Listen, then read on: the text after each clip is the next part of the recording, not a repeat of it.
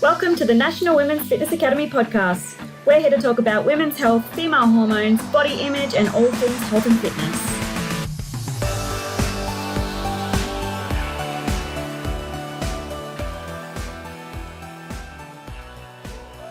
Welcome back to the Women's Fitness Academy podcast. I am Elin. I am your host.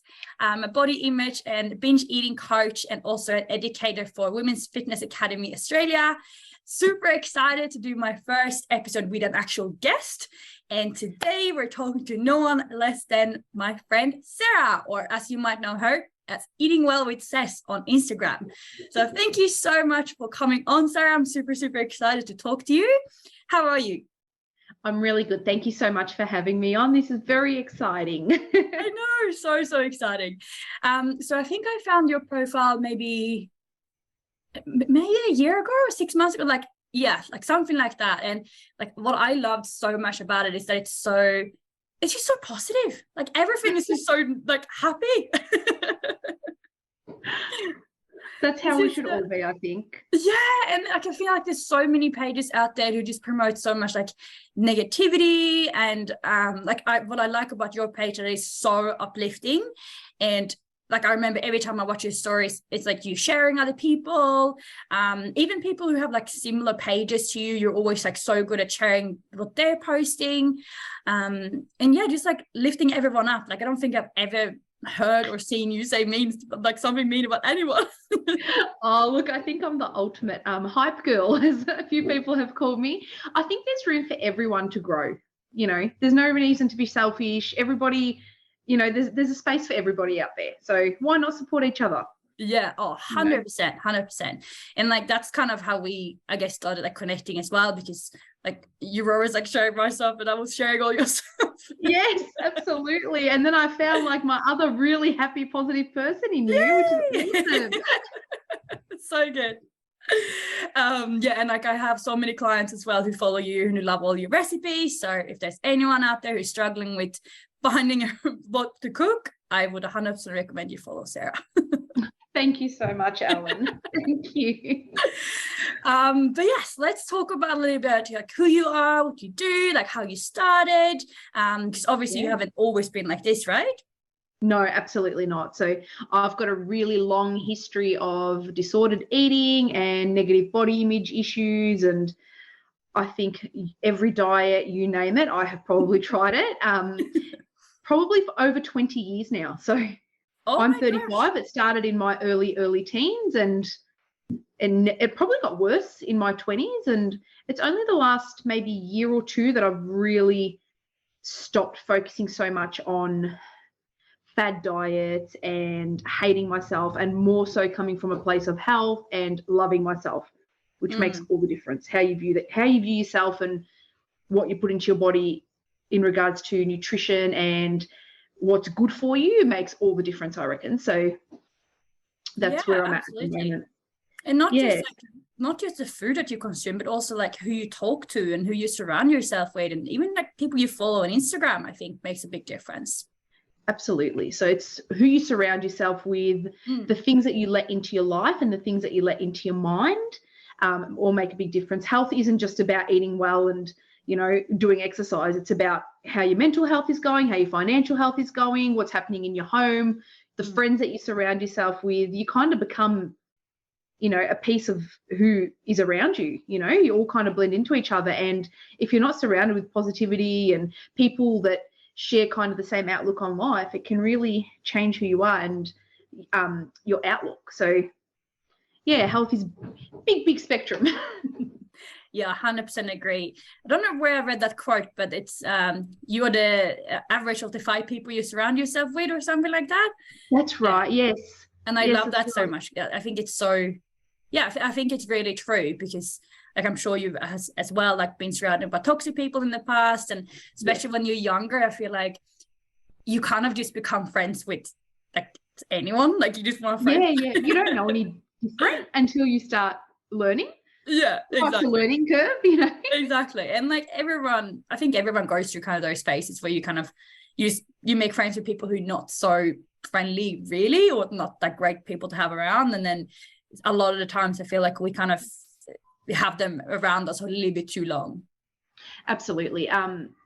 If you surround yourself with toxic, you end up toxic. If you surround yourself with negative, you end up negative. So, yeah, surround yourself with the best possible type of people and information, and even just the words that come out of people's mouths can just make such a difference to your health and to your day. So, so just being overall healthy includes every single person that you surround your life with. So.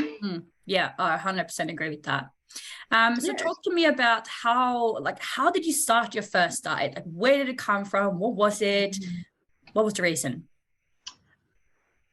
I can't remember exactly what the reason was, but I remember being in Priceline. I would have been about 13 or 14 years old, and I was just like looking at the makeup and starting to get into that sort of thing. And I think it was one of those brands like OptiFast or OptiSlim, where you had a shake and a bar for breakfast, for lunch, and then dinner was something like a tiny bit of vegetables and a piece of protein at the time, which I think was like steamed chicken or something. And I was like, oh my God, if I follow this diet, I'm going to be really thin. And I grew up in the era where women were idolized for being skinny.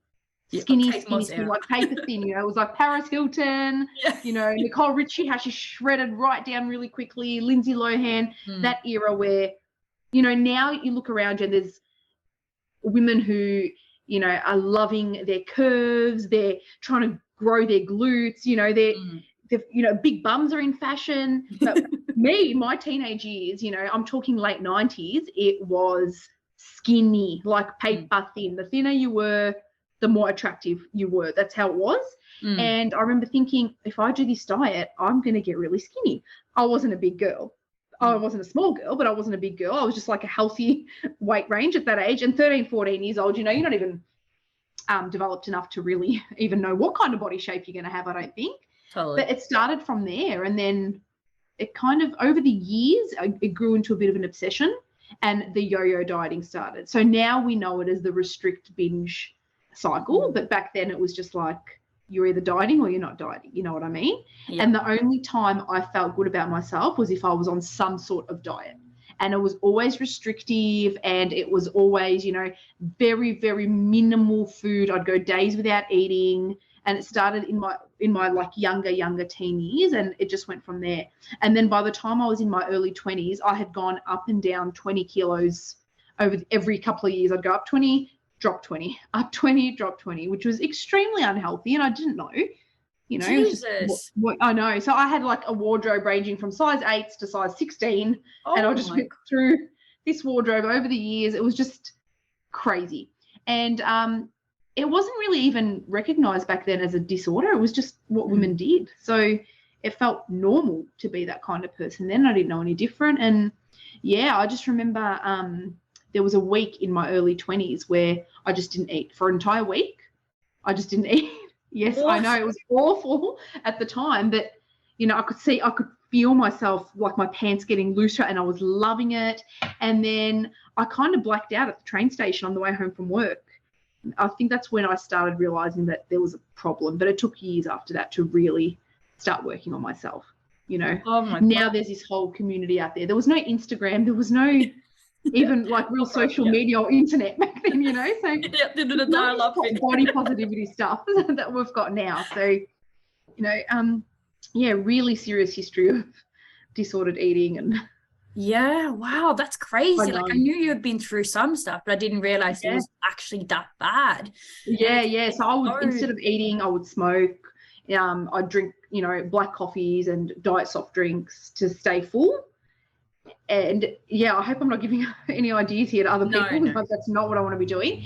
But even my colleagues would be like, "Oh, are you coming for lunch?" Because we'd have like a Friday lunch together every week or whatever. And I'd just say I had plans with other people, and I just wouldn't eat. I'd just go for a walk around the city, so that I was still, moving and burning calories, but without consuming calories. It was just a crazy way to live. Oh, absolutely. I'm so glad we are past those days. I hope. So glad for absolutely. That. But was there a lot of people who were doing it at the same time as you? I don't know. I think a lot of it is very secretive. I did have a girlfriend that I worked with who dropped a lot of weight really quickly, but nobody knew how. So I'm sure there was stuff going on. In my teen years, absolutely. So when I was in high school, my high school girlfriend and I would, we had that saying, which you've probably heard, eating's cheating. Mm-hmm. Yeah, so a lot of us just wouldn't eat. We'd always be on some sort of diet. And I'll never forget my first restrict binge. I'll never forget that. I was in year 10 or 11 and I was doing Weight Watchers because my mum was doing Weight Watchers. So I had all her books and I was following, back then I think it was the points program, and each food had a points value and you could eat a certain amount of points for the day. And my high school girlfriend and I were doing this points program together, this Weight Watchers program, which probably shouldn't have even been allowed. Looking back on it, I'm like, how did my parents just didn't care? It was just normal back then, the diet culture. And I remember thinking, oh my God, I'm so hungry. And my girlfriend would call me up on the landline because that's what was around back then. And every couple of weeks would be like, do you want to just eat whatever we want tonight and start again tomorrow? And that's when the binging would start. Oh, no way. And I'd stay up all evening until midnight and eat whatever I could. And then I knew as soon as the clock struck 12, I was like, no, it's a new day. Go to bed, you got school tomorrow, and back to not eating for a few weeks, and then it would start again. It was just crazy. Yeah, so that would have started, the binge restrict cycle probably started when I was about 16. Wow. Yeah, so that it's so interesting that you say, because I had the same, like I was also had like anorexic when I was younger, and Instagram was not around then either. But it's so interesting that you say that, because a lot of people blame social media for like eating disorders and mental health issues. And yes, of course, I'm sure it has gone up because of it, but it obviously was still existing back in the day. Maybe it was existing more than we actually know, because there's probably a lot of people who can relate to this story and they're like, well, I just didn't think, like I didn't know any better. You just wouldn't know, because there was no social media, so there was no 15 people following each other talking about how they don't eat or whatever it is. It just didn't exist back then. The only kind of social media you could kind of say was like, magazines. Women's magazines were plastered with get thin quick, 100 ab exercises to do this summer, that sort of thing. But social media wise, I know that's where we grew up. But social media didn't exist. There was none of this. So it was just like whatever your friends were doing, kind of you were doing too. Yeah, exactly. And that's how it was.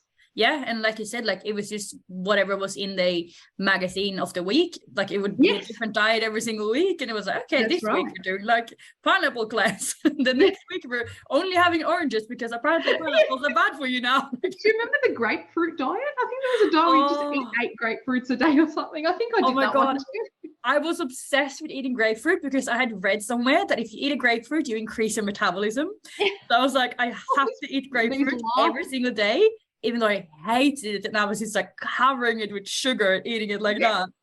And I'm thinking in my head now, I'm like, and the soup diet? Yeah. Where you just ate this cabbage soup for a week. It was horrible. All it did was make you poo your pants. That's all it did. Literally. And all these like skinny teas and stuff. Like, I don't know how much money I wasted on skinny teas that just make you shit yourself. That's all they do. They're just basically liquid laxative. It just dehydrates the crap out of you, and it's so expensive as well for what it is. And I will never forget that taste, because it was yuck. It tasted green, didn't it? Yes, it was like drinking fish food or something. Like, that was horrible. I remember I got onto this unicorn water craze at one stage. Unicorn water, saying, buy this unicorn water. We'll give you a free unicorn drink bottle, and you can eat whatever you want and you'll lose weight. It just didn't work, but it was like $150. Oh my God. I could have just bought a week's worth of vegetables and eaten. Literally. You could have gone out for like 3 dinners. Literally. The things you do, but do you know what it is? You just don't know any different. Yeah, exactly. You know what I mean? Exactly. Education is key.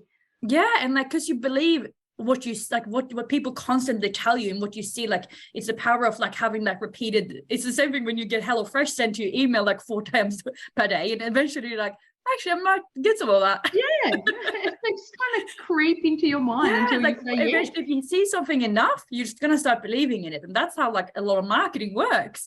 And so obviously all these like skinny diets and stuff like that works, and they constantly put like all these really skinny people in the cover of the magazines, and what else are we going to think? Obviously, we're going to think that's what we need to look like. And you know what's scary? We don't see how rife it is in the world, because we now know better, so we do better. But these companies are still in existence, which means they're still making money, And I get a lot of messages daily from women I can saying imagine. things like, you're so inspiring. I'm really struggling to, cut out bread. I'm like, you don't have to cut out bread. But that's what people believe. Yeah. I can't eat carbs. I can't eat bread. I can't eat pasta. I can't eat rice. Keto comes in and out of fashion, that sort of thing. And everybody believes it because they don't know any different. So education is so big, right now. Yeah, so important. And that's another thing that I really like with your page, that a lot of this like meal prep fitness, like food recipe content pages, they're just promoting like Halo Top, they're just promoting like skinny whatever vegetable soup, like, and everything is like really low cal and it's none of the real stuff. But for you, it can be like, you know what, today I had like a Snickers bar, and then I had like actual ice cream, and I had this, and I had bread, and like all your meals they actually look really good, but they're also I try to eat like a normal person. What's that, sorry? I'm just trying to eat like a normal person should eat. I think that. Yes, exactly. And that's what people don't realize. You can lose weight by, still eating everything, but maybe just cutting down on portion sizes or just slight changes, but without having to actually starve yourself or cut out total food groups. Yeah. And low calorie doesn't always mean healthy, No, like you were saying before. Tasty. Those ice creams that are full of sugar alcohols, that again, they just make you poo your pants, Yes, literally. Just have some, a smaller size of a normal ice cream and you're fine. Oh, 100%. And it tastes so much better as well. So much better. And it's probably so much better for you. Yeah, oh, absolutely. Like just like how you feel. If I eat like a tub of Halo Top or like any of those kind of ice cream, I literally wake up a kilo or more heavier the next day. Not because I've gained fat, but because my body's so inflamed from all the crap that's in there. It bloats you. Yeah. And that just makes you realize, like, damn, this stuff is actually so bad for you. Yeah. And what I see a lot on these recipe pages is that they will literally have, like this big trend with wheat picks at the moment, for example, they will put on like 300 calories of Biscoff on there. And then the rest of it will be like one wheat picks, and it will be like a tiny bit of milk and some protein powder. And it's like, you just put 300, or the whole meal is 400 calories. It's like, yeah, 300 of those come from Biscoff. Like, there's no fruit inside. There's barely any fiber in there. There's a tiny bit of protein. But if you're calling it healthy, and it's like, this is ridiculous. Not what it should be about. No, that's exactly right. Exactly right. But you can still, like, I know that you love your Biscoff, and so do I. I love Biscoff. You definitely can still have it. Absolutely. It's not about that, but it's just about, making sure that you're ticking all of those nutrition boxes as well, and not just do the old school flexible dieting where you kind of fit as much crap into your diet as possible while still hitting your macros. Exactly right. Exactly right. There's got to be your non-negotiables every day. Yeah, 100%. And I know you with Tyson the trainer, the plug for him. And he's plugging Tyson the trainer. He's a wonderful coach. He's taught me so much more than anyone can imagine. So yeah, he's a great. He's amazing. You guys remind me of each other. Actually, very similar coaching styles, and both heavily into the nutrition side of things, which is awesome. Yes, definitely. And I think I found him through your page because you were constantly posting about him and saying how great he was, and then I was looking at his posts, and he's like you said, he's very similar, that we're very much about like content, good content where it's like actually informative stuff, and not about like, come and look at me like flexing in the gym. And exactly, lots of education. Yeah. You both flex very nicely, but that's not what you're all about. Well, it has to be a little of that, right? Yeah, it sells, doesn't it? But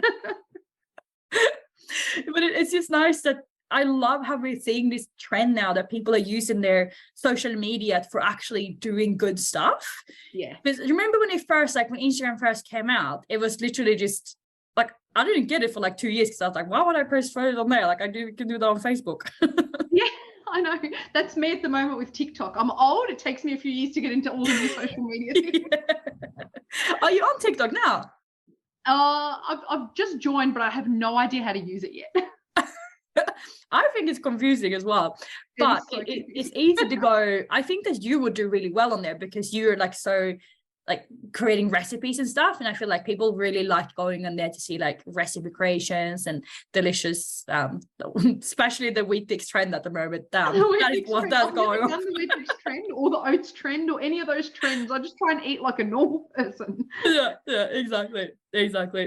I mean, yeah, everything in moderation, right? But yeah, as long as you're ticking all those nutrition boxes. And I think sometimes Instagram can kind of confuse it for like it's meant to look tastier, that like it focuses more on the look than it actually tastes, and the nutritional content in there. That everything that's going viral is all this like wheat bix and caramel milk oats with tons of biscuit and stuff like that. That's right. And then when someone posts like a salad, it's like that's also really nice, but it's not going to go viral because it's boring.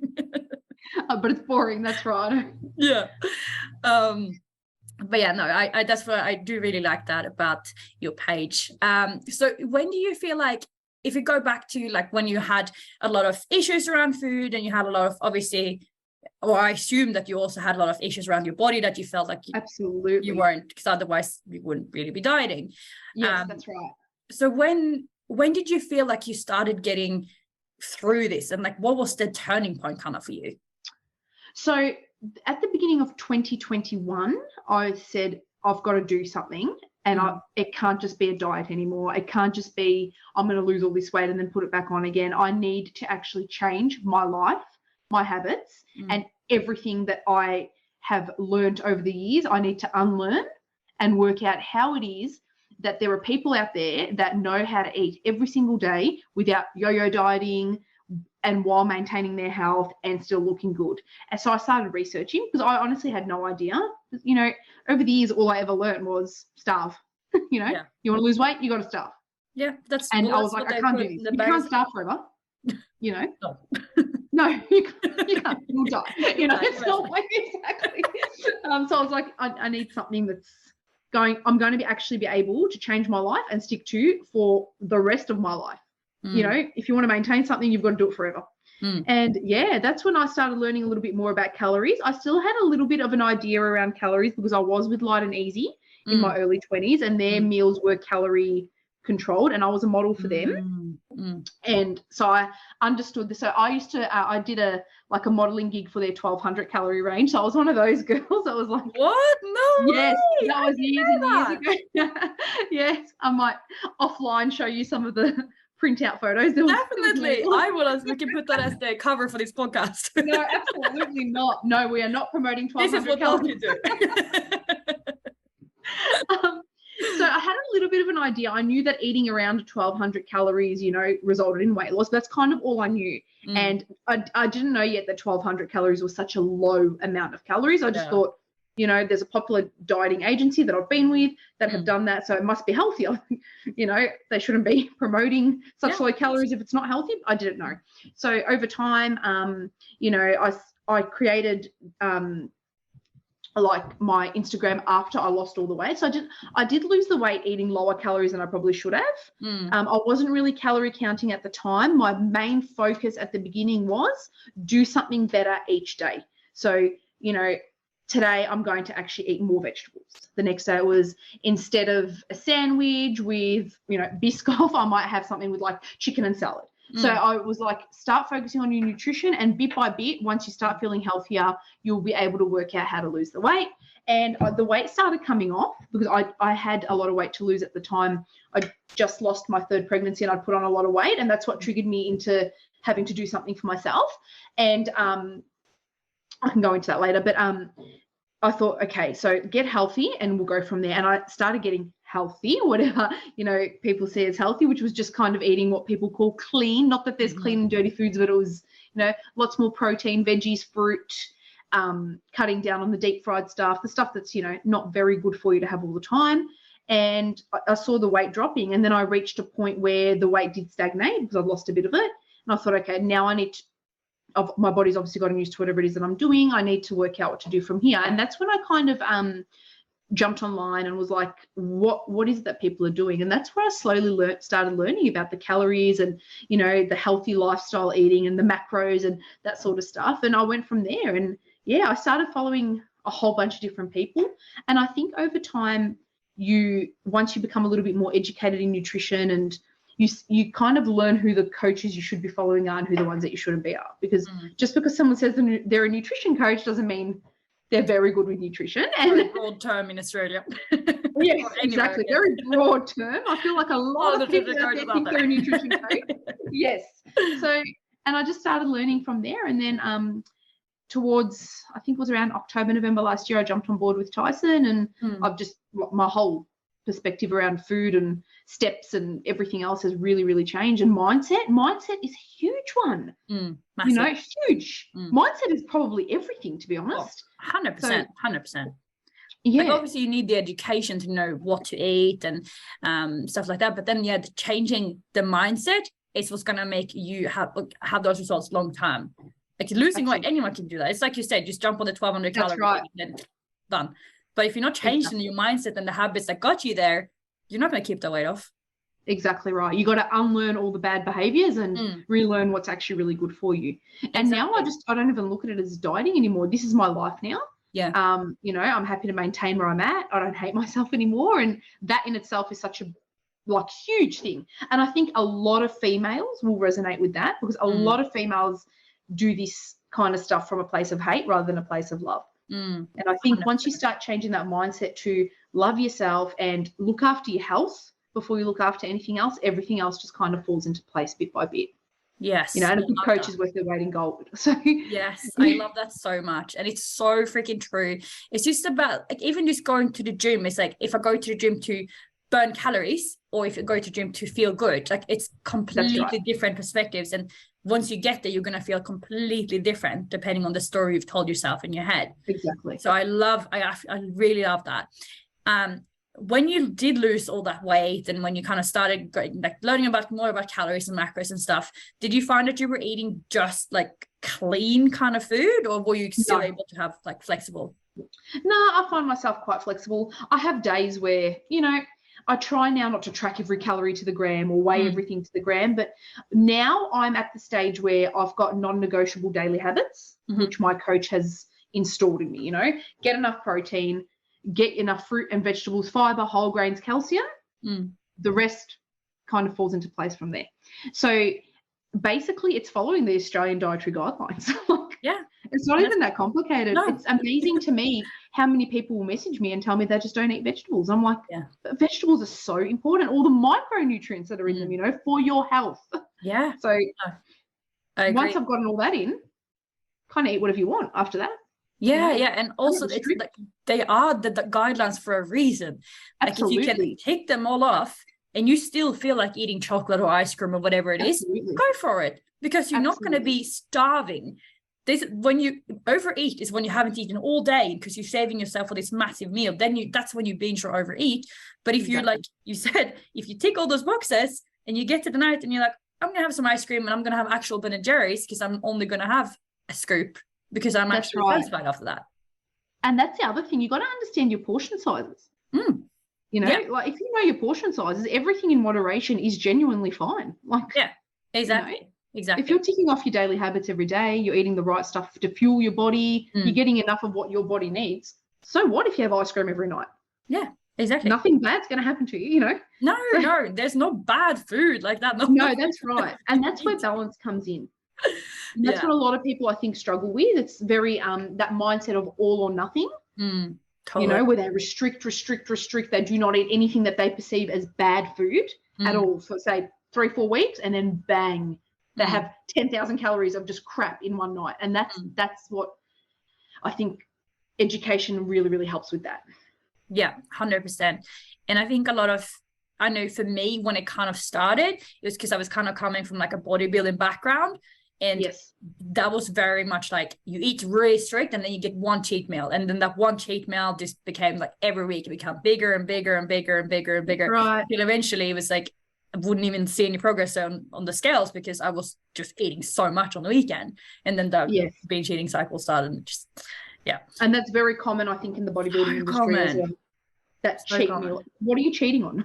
Exactly. And I hate, and for us, it's so, because like you said, we follow those people who have the same mindset as us and they have the same values. So we don't really see that stuff that much. But when you do come across it, and someone's like, I'm having a cheat meal, or what's your favorite cheat meal? Like sometimes I get that as a question, like in a question box. I'm like, cheat meal? Like I don't have to cheat on my diet. Like I eat anything. Like there's no restrictions here. Exactly right. Exactly. And it's so freeing too. Like when you get an invite to go out for dinner. Oh, At one stage, I was like, oh my God, I can't go out for dinner. I can't track what I'm eating. yeah, It's not literally. like that anymore. Just make good choices. Yeah, literally same. And like, it's Yeah. not like you're gonna go out for dinner every single meal, but even if you do, like, go for it. You don't have to always choose the most calorific thing on the menu just because you're going out for dinner. And when you take away that kind of excitement and the stigma around it, it's like, okay, well, now going out for dinner isn't like a crazy big thing anymore. So now I can just eat whatever my body's craving. I don't have to make the most of it and choose the most highly calorie thing there just because I never go out for dinner. Exactly right. It's all about finding that balance.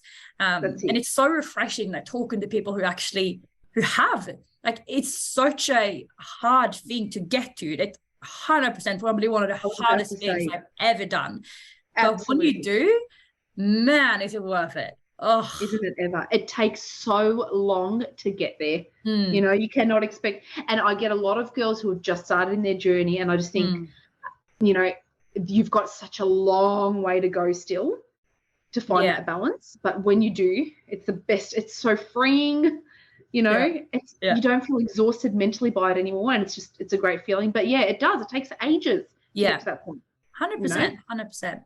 Yeah, and it's sometimes, like, I have a very few girlfriends who have never struggled with anything like this, and it's nice to hang out with people like that because they just eat what they feel like, and they stop eating when they're full, and they don't care if they don't finish their food, and they don't care if they have ice cream 3 days in a row because that's just what they felt like. And it's like, that's what healthy looks like. Not the rigid macro tracking every single thing that you eat forever for the rest of your life, like constantly checking out yourself in the mirror, make sure that you're looking like between this kind of skinny, like, that's not healthy. But that's normal. That's the worst part. That's become the new normal. I know. And when you do have those friends that literally would not even know what a macro is, it's so eye-opening that it's like they're from a different world. I'm like, I want to spend more time with these people. I'm like, I bet you they don't try their jeans on 10 times a day. That's the other thing, the obsession with the scales, or some people are obsessed with the measuring tape. Or I went through this stage where I was obsessed. I used to just try on this same pair of jeans like 10 times a day after every meal to make sure it still fit. Like the skinny jeans. A regular person would just think, my God, this person's insane. Literally. Stuff, they think that's normal. I know. Oh my God. Yeah, it's so weird how all the like weird things we do. And this like stuff that I used to do that I like never told anyone about. So like, that was crazy. But like, that's something like that I've heard. So many people told me about like jeans, or they had like a certain belt that they had to put on and make sure they always fit a certain hole. Or like weighing themselves like multiple times daily. And it's like once you understand what happens in your body and that you're not going to be the same size when you wake up as when you go to bed, it's like, that makes sense, because you just put all this food and water into your body. Absolutely. Of course it's going to expand. Just being female, hormones, fluctuate daily, it just. But you don't know what you don't know as well. Exactly. You jump 100%. On those scales after a big night and they've gone up 5 kilos. You're like, I've put on 5 kilos. Realistically, have you actually put on 5 kilos, or maybe you've put on about 200 grams, but it just looks like 5 kilos. If even, like, especially if you've been like dancing and stuff. Like, exactly right. But like I said, you don't know what you don't know. Exactly. Education is eye-opening. Exactly. And it takes years to get to that point. It takes so long. But I mean, if anyone's listening to this and they can feel like recognized, is like, don't be discouraged. Like, it's so worth it. And I think it's really good that there are people who are so open about their journeys now, because like when we were in that age, like no one was talking about it. Like I didn't want to tell anyone because I felt like a freak. Like no one felt like. And I'd binge in secret. Everything was always in secret. When no one's around, when the door's closed, when people are asleep. Exactly. There's no way. Like I didn't start talking about this stuff until like a couple of years ago, because I was so ashamed. Yeah.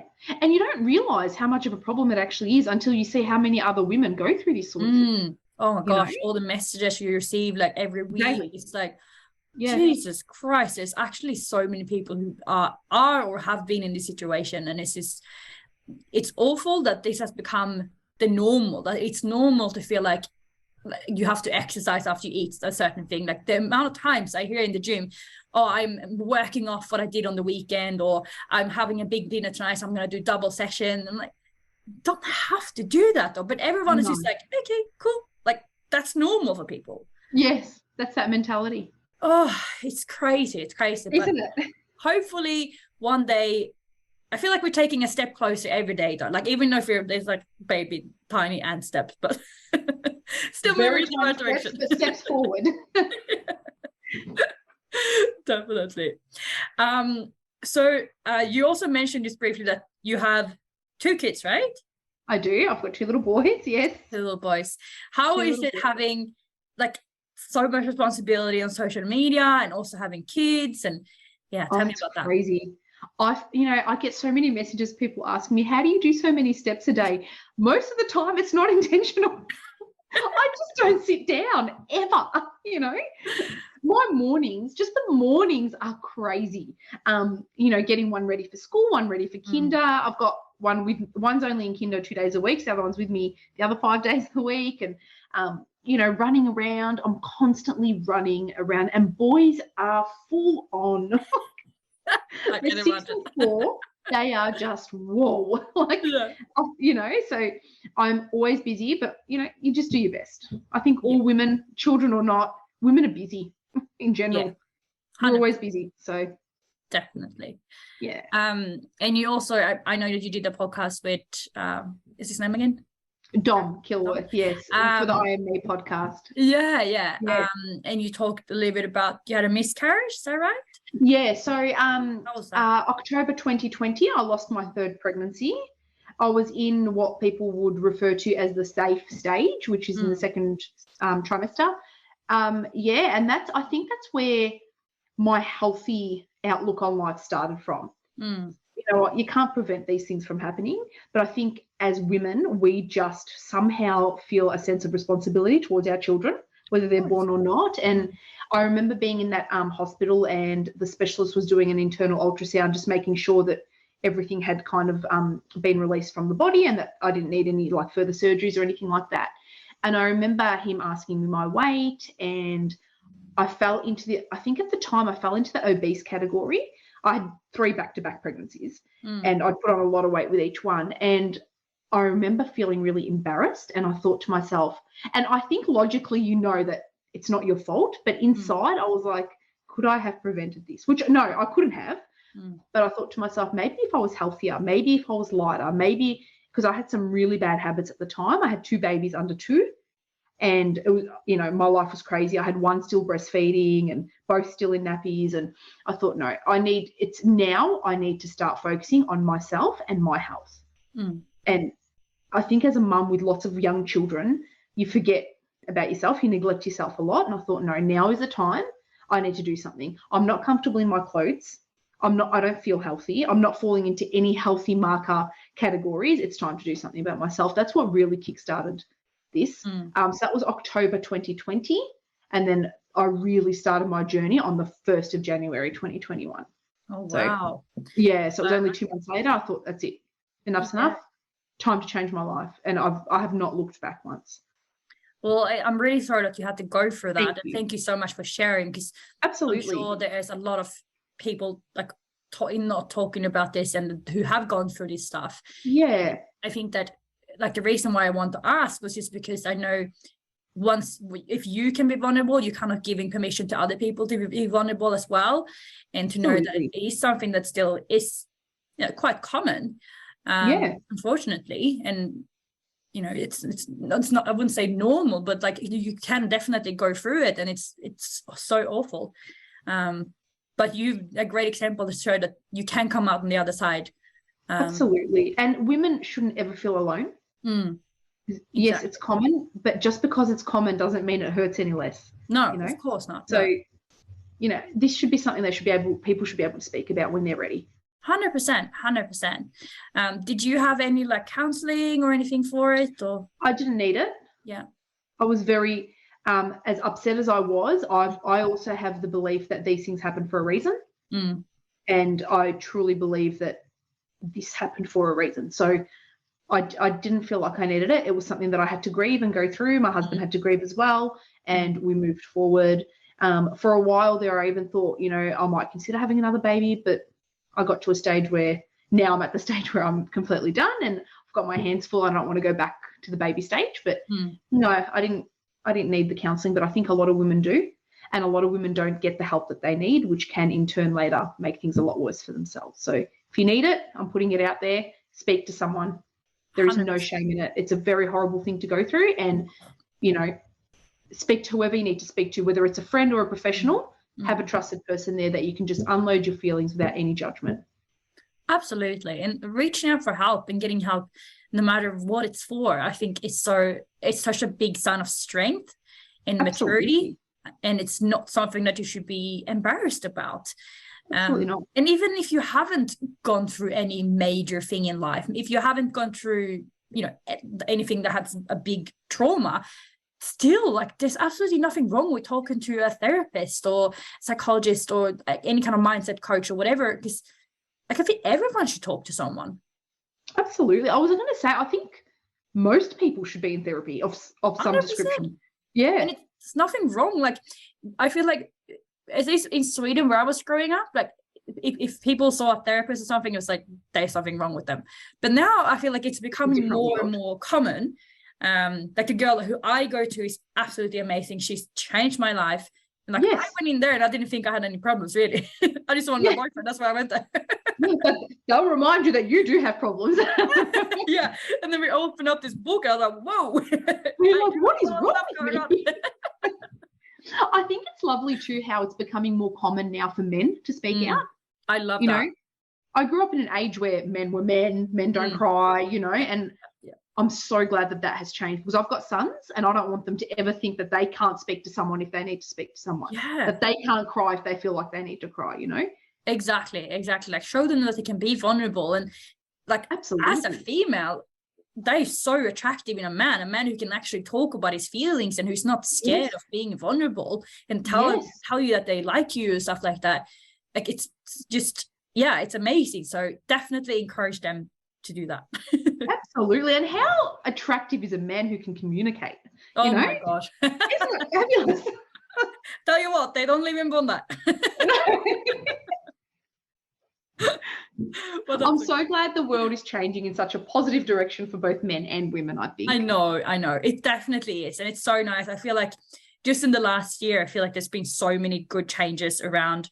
But maybe it's just, like, I guess it is a little bit because of who you choose to follow on social media and what you choose to listen to and what you choose to read and who you choose to hang out with. Like, I'm sure there's still plenty of people who are still stuck in their old ways. But absolutely. And on that as well, if you're following someone and just their general vibe gives you that real negative kind of feeling or upsets you, it's not hard to unfollow. Unfollow them. Don't let negativity or other people's, you know, unhappiness affect you. 100%. You don't need that. 100%. Yeah.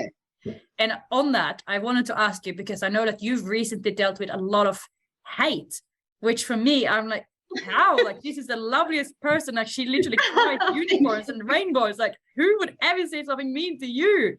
How do you deal with that? Oh, look, I am blessed in that I can quite easily laugh it off, but I think there are a lot of vulnerable people out there that would really struggle.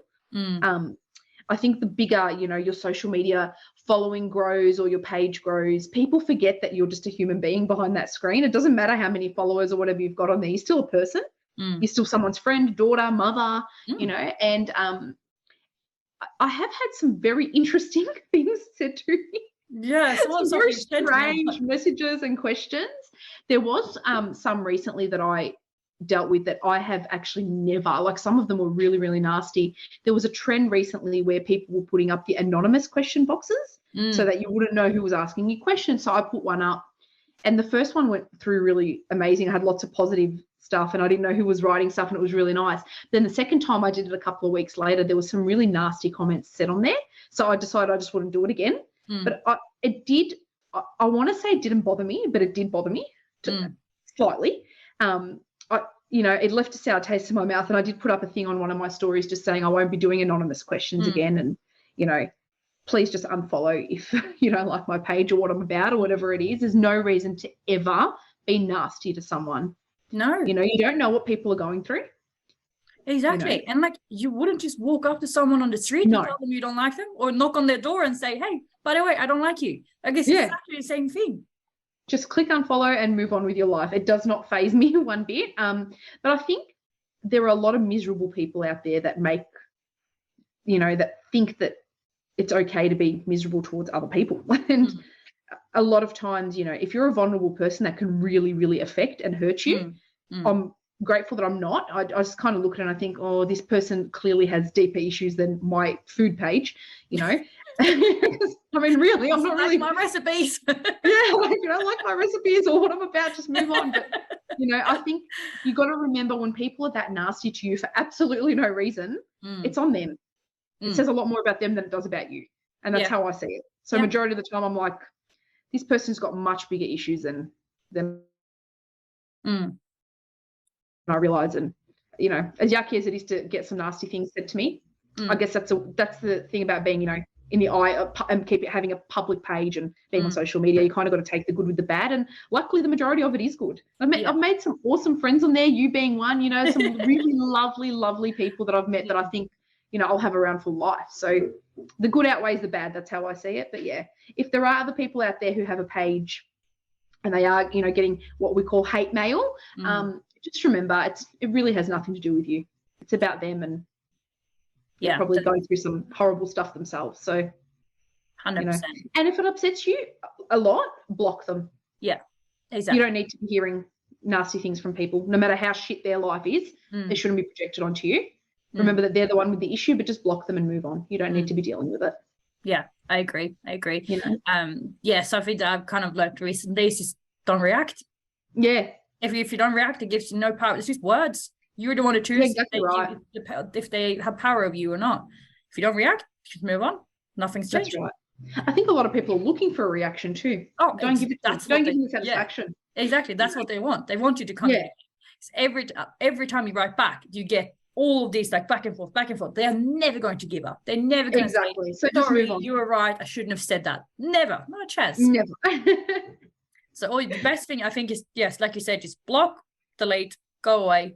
Exactly. Ignore it. It's not worth your hassle. Exactly. But it just surprises me every time you get something like that, or like when I see it on like friends' pages or DMs or whatever, like what's the point? Like, if you don't like this person, just unfollow them.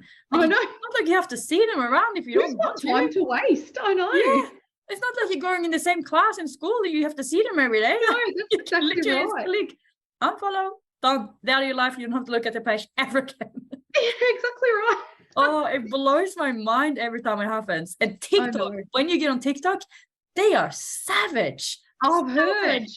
I've got friends on TikTok and they're like, it is a crazy place to be at. I'm like, oh my God. Every time, like, I'm scared of posting on there now because I'm like, what kind of a hate comment am I going to get today? But now I'm kind of just writing back as a joke, like kind of making fun of it. Yeah, exactly. Because you can't argue with that. There's no point. No, and don't waste your time. Who's got time? Yeah, exactly. It's just like, okay, thank you for my extra view. Thanks. Leaving a comment brings up my algorithm. Go for it. Perfect. Keep hating me. Keep up the hate mail. Oh God. All right, we're almost getting into an hour, so I think we maybe should round this up. Even though it's so nice to talk to you, I can talk to you all night. Same. We'll continue the conversation on Instagram. Absolutely. Elin, thank you so much for having me on. It's been a pleasure. Oh, it's been so fun. Do you have anything that you want to share with the listeners? Make sure you plug your Instagram page as well. Absolutely. So you can find me at eatingwellwithsez, where I'm just a ball of positivity on there. So, come over, have a chat, have a laugh. Feel free to message me, and we can be friends. I'm not selling anything, just a bit of fun. Yeah. Food ideas, So first person who's not a fitness coach that has a bit. No, I'm definitely not a fitness coach. The amount of times that you get in your question box, are you a coach or do you have an ebook? Every time I see it, oh my God, the ebook! Please.